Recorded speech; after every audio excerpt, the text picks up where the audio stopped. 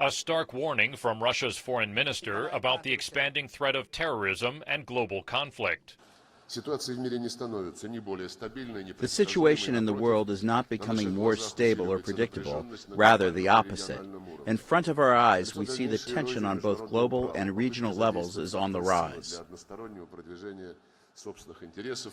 Укреплять свою безопасность за счет безопасности других, любыми средствами сдерживать объективный процесс становления полицентричного мироустройства. As if to underscore the point, Israeli missiles hit a suspected Iranian arms depot in Damascus, just hours after Lavrov and Israel's defense minister met at the annual Moscow Conference on International Security.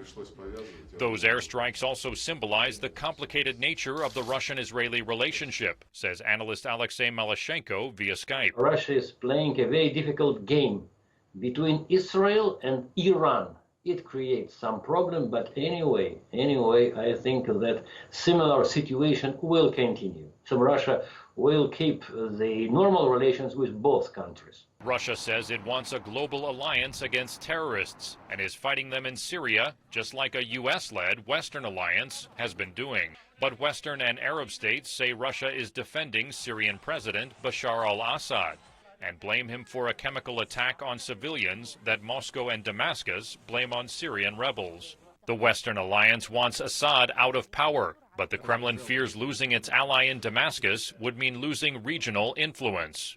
Maybe the problem of Bashar al-Assad, its presidency, is the most painful problem for Kremlin because indeed it has to be replaced, and Putin and in Kremlin, they understand it, and that's no doubt.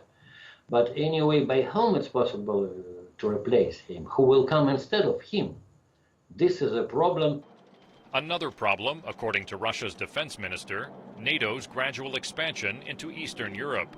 NATO is a military and political bloc and not a group of stamp collectors. It follows a course of projecting its power and bringing more and more states into its orbit.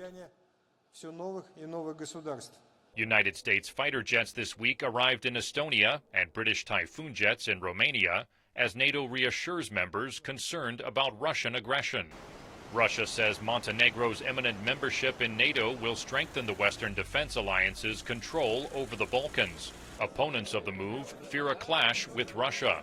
Trust is almost completely eroded between NATO and the Kremlin, says analyst Peter Topichkanov via Skype. It's all started from Yugoslavia in 1990s, but then Georgia war, NATO extension, missile defense program of the United States and NATO, and of course the most recent and the most important thing was the Crimea annexation by Russia.